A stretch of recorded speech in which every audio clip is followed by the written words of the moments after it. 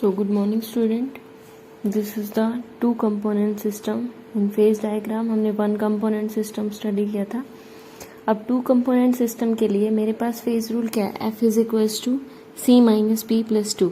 ठीक है. Minimum phase कितना हो सकता है किसी भी सिस्टम में? 1. तो अगर मैं मिनिमम फेज भी 1 रखती हूँ तो भी यहाँ पे मेरे कंपोनेंट कितने आ रहे हैं? कंपोनेंट 2 है, क्योंकि टू कंपोनेंट सिस्टम है. तो डिग्री ऑफ फ्रीडम कितना आएगा? C minus P plus 2, 2 minus 1 plus 2 that is 3. इसका मतलब 3 वेरिएबल है आपके पास कि pressure, temperature as well as composition. ठीक है. तो अगर तीनों वेरिएबल को हम कंसिडर करके फेज डायग्राम बनाए तो भी आप बना सकते हो, ऐसा नहीं है नहीं बना सकते, बट वो बहुत ही कॉम्प्लिकेटेड हो जाता है. इस वजह से हम इसमें कुछ रिस्ट्रिक्शन लगा देते हैं. रिस्ट्रिक्शन क्या है कि जैसे हम देखते हैं कि आपके पास जो, अगर मैं थोड़ा सा स्मॉल चेंज इन प्रेशर करती हूँ, सॉलिड और लिक्विड का इक्विलिब्रियम, यहाँ पे जो टू कंपोनेंट सिस्टम पढ़ोगे आप उसमें सॉलिड स्टेट और लिक्विड स्टेट ही पढ़ोगे, वहाँ पे गैसीय स्टेट में नहीं जाओगे.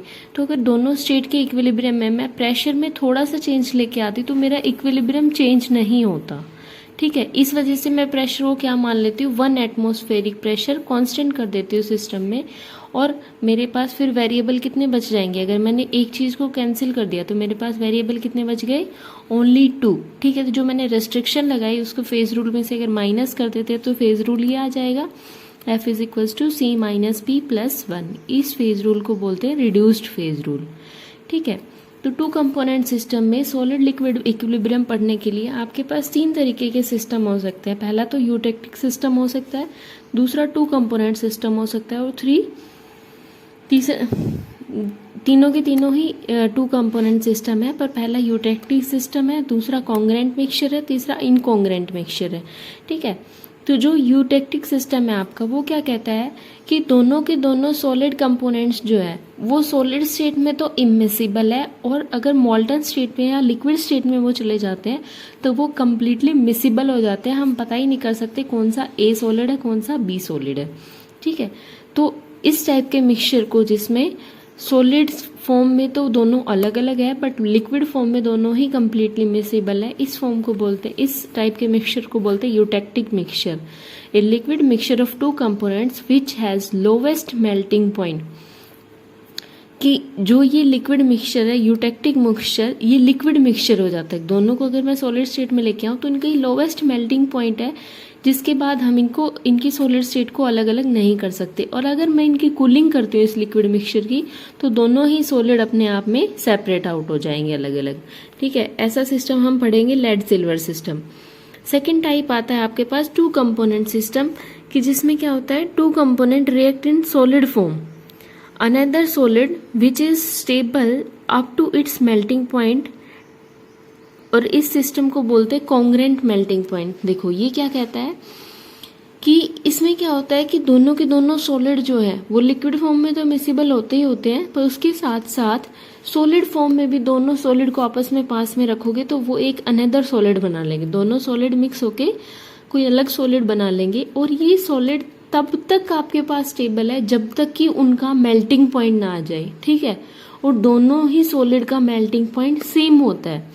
तो ऐसे मेल्टिंग पॉइंट को बोलते हैं कॉन्ग्रेंट मेल्टिंग पॉइंट, कि जब अगर उस सॉलिड को, जो अनदर फॉर्म बनी है, उस अनदर फॉर्म को भी अगर मैं मेल्ट करती हूँ at its melting point two give liquid phase, both components have identical composition and melting point, कि दोनों की क्या है, कंपोजिशन भी सेम है और दोनों का मेल्टिंग पॉइंट भी सेम है. ऐसे सिस्टम को बोलते हैं कॉन्ग्रेंट सिस्टम. इसका एग्जाम्पल है FeCl3 वाटर सिस्टम. थर्ड आपके पास होता है टू कंपोनेंट सिस्टम. तो two component react to form another solid. इसमें भी क्या है कि दोनों की दोनों सॉलिड जो वो सॉलिड फॉर्म में ही रिएक्ट करके अलग से सॉलिड बना लेते हैं, बट वो सॉलिड उनके मेल्टिंग पॉइंट तक स्टेबल नहीं होता. इसमें तो क्या है, जब तक इनका मेल्टिंग पॉइंट नहीं आ जाएगा इंडिविजुअल का, तब तक वो, क्योंकि तीनों का ही जो सॉलिड मिक्सचर बना उसका भी, और जो सॉलिड ए था उसका भी, सॉलिड बी था उसका भी, तीनों का मेल्टिंग पॉइंट सेम है. इसमें क्या है कि सॉलिड ए और सॉलिड बी जो है उनका मेल्टिंग पॉइंट, जो ये सॉलिड बना, जो मिक्सचर सॉलिड है, उससे ज़्यादा है. तो अगर मैं उनके मेल्टिंग पॉइंट तक जाऊंगी उससे पहले ही ये जो सॉलिड मिक्सचर है ये मेल्ट हो जाएगा, ये जो सॉलिड कंपोनेंट बना है ये क्या हो जाएगा, मेल्ट हो जाएगा before attaining its melting point known as incongruent melting point. इसका मतलब क्या, इनमें सबका अलग अलग मेल्टिंग पॉइंट, तो इनको बोल देते हैं इनकॉन्ग्रेंट मेल्टिंग पॉइंट। वो सिस्टम की जो सॉलिड तो बन रहा है रिएक्ट करके, पहले सॉलिड स्टेट में ही रिएक्ट करके सॉलिड बन रहा है, बट उनके मेल्टिंग पॉइंट पे पहुंचने से पहले ही डिकम्पोज हो रहा है, इस टाइप के सिस्टम को पेरिटेक्टिक सिस्टम बोलते हैं, जैसे NaCl वाटर सिस्टम। ठीक है, अब बात आती है आपके पास यूटेक्टिक सिस्टम की। ये यूटेक्टिक सिस्टम हमें पढ़ना है डिटेल में। यूटेक्टिक सिस्टम में क्या होता है, देखो टेम्परेचर और कंपोजिशन, मेरे पास दो ही वेरिएबल बने हैं, तो इस साइड भी टेम्परेचर है और इस साइड भी टेम्परेचर है, आपको टेंशन लेने की ज़रूरत नहीं है, इधर भी आपके पास क्या है, टेम्परेचर ही है।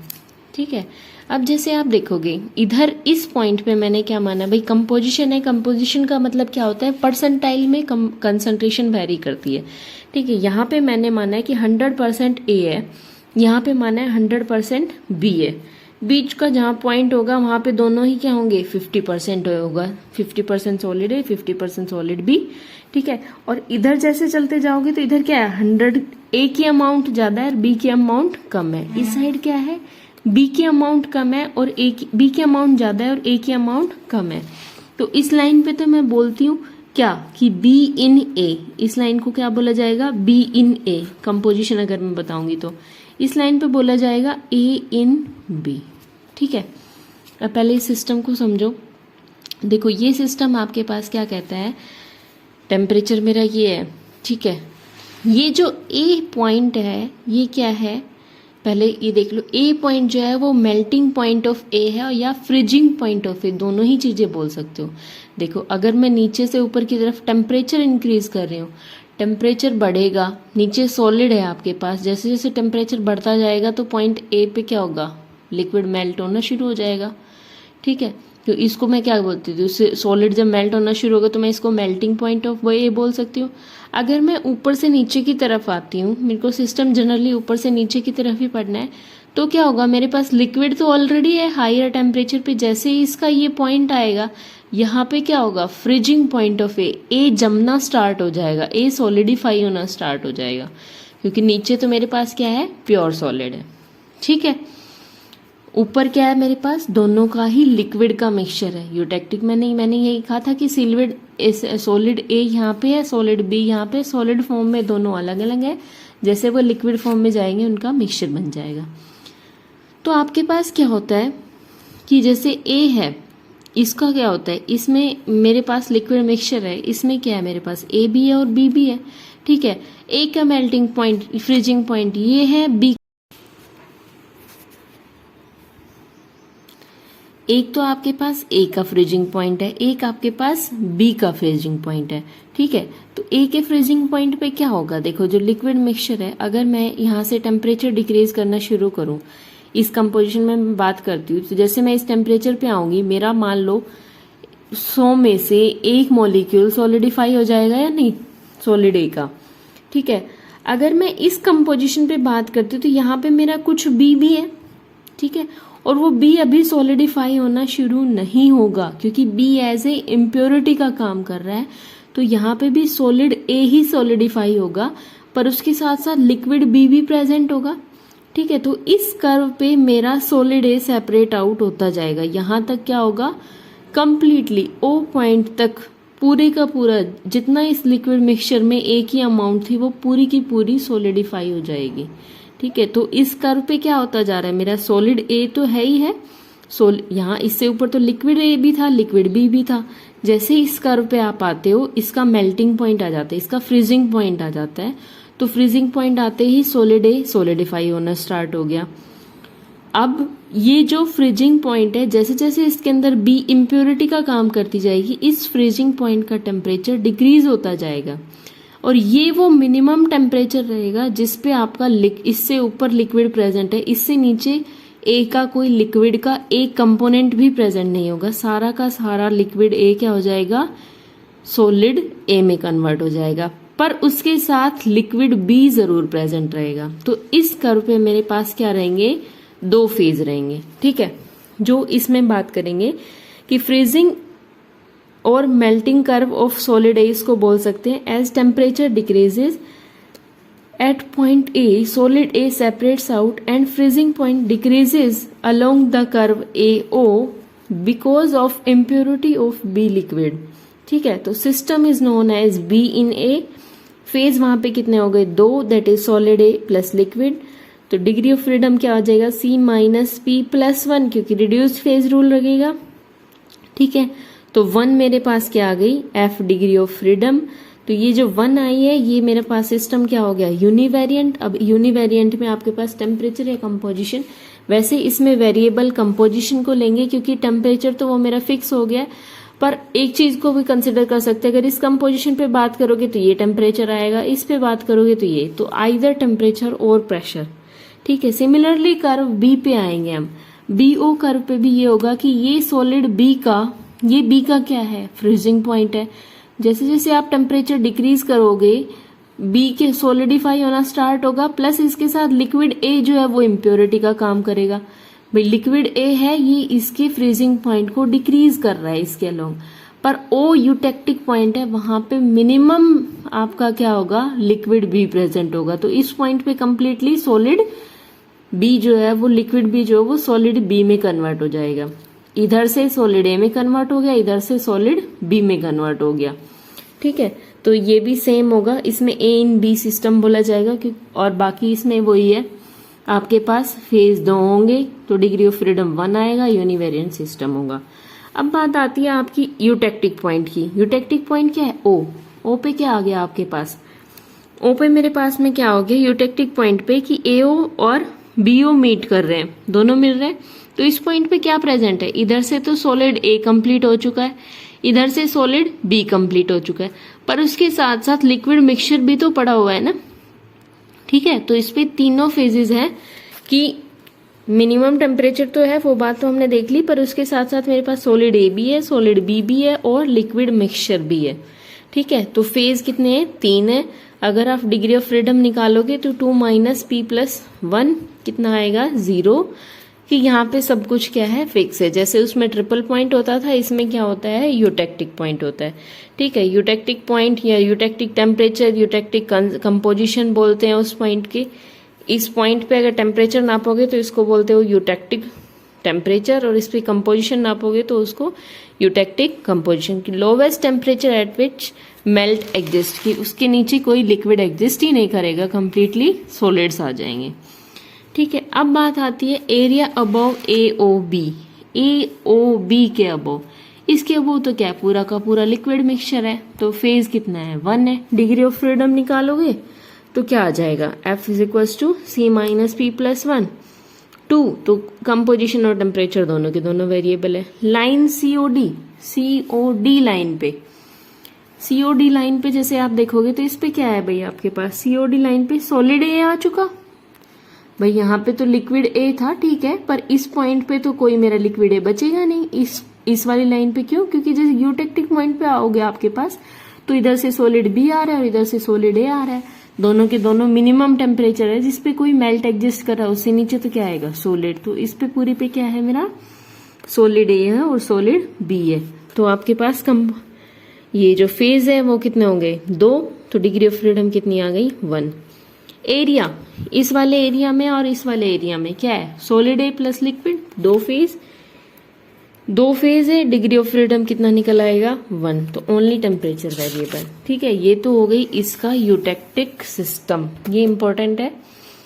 ठीक है, इसके बाद देखते हैं कि अगर हम इसमें कोई ऐसी लाइन ड्रॉ कर दें और फिर उसकी कूलिंग की स्टडी करी जाए, या इस सिस्टम की कूलिंग की स्टडी कैसे करते हैं, हम देखते कैसे हैं, कौन कौन सेपरेट आउट हुआ है। तो उस टाइम में आपके पास ऐसा ग्राफ बनेगा, ये मेरे पास सिस्टम था, ठीक है, मैं ऐसे स्टडी करती हूँ YPE Y'। तो देखो यहाँ पे मेरे पास मिक्सचर था, लिक्विड था मिक्सचर, जैसे P पॉइंट पे है, इस वाले एरिया में है तो पहले सॉलिड B सेपरेट होना शुरू होगा, E पॉइंट तक क्या होगा, सॉलिड B ही सेपरेट होता जाएगा, और E पॉइंट पे आके सॉलिड A भी स्टार्ट हो जाएगा सॉलिडिफाई होना, और जब तक टेम्परेचर मेरा रुका रहेगा तब तक कंप्लीट सॉलिड A वो ना हो जाए सॉलिडिफाई। सॉलिड बी तो पहले ही हो चुका, यहाँ पे सॉलिड ए शुरू हुआ और खत्म भी यहीं पे होगा सॉलिड ए, पूरा का पूरा सॉलिड ए बन जाएगा। ठीक है, उसके बाद नीचे आएंगे कि उसमें क्या होता है, सॉलिड ए जो होता है या सॉलिड बी होता है वो थोड़ा ठंडा हो जाएगा। ठीक है, तो इस टाइप की कर्व आती है टाइम के साथ कि ए से बी में तो क्या हुआ, जो लिक्विड है मेरा, जो लिक्विड मिक्सचर है वही थोड़ा ठंडा होता है। तो इसमें क्या हो, जब ठंडा होता है, भाई पहले हीटिंग ज्यादा होती है, तो जैसे जैसे टेम्परेचर डाउन करूंगी बहुत ही रैपिडली कूलिंग होती है, ये रैपिडली कूल हो गया लिक्विड। उसके बाद पॉइंट बी पे आपके पास टेम्परेचर का इस तरीके का पहले ही होल्ट, इसको बोलते हैं होल्ट आ गया, कि फर्स्ट होल्ट आया। इस पे क्या हुआ कि बी की इधर वाली स्टडी कर रहे थे हम, तो सॉलिड बी सेपरेट आउट होना शुरू हुआ, तो सॉलिड बी प्लस लिक्विड इस तरीके की शेप में ऐसे ऐसे टेम्परेचर डिक्रीज होता जाएगा थोड़ा धीरे धीरे, और सी तक मेरा कंप्लीटली सॉलिड बी, जो लिक्विड बी है वो सॉलिड बी में कंप्लीटली कन्वर्ट हो चुका। पर अभी लिक्विड मिक्सचर में ए बचा हुआ है। ठीक है, एक इसमें लिक्विड फॉर्म में बचा हुआ है सी पॉइंट पे। सी पॉइंट जो है वो यूटेक्टिक पॉइंट आ गया, और यूटेक्टिक पॉइंट के बाद आपके पास क्या होता है, ठीक है, तो सी पॉइंट के आगे आपके पास यूटेक्टिक पॉइंट आ गया, और यूटेक्टिक पॉइंट पे क्या होगा, सॉलिड ए भी मेल्ट होना स्टार्ट हो जाएगा।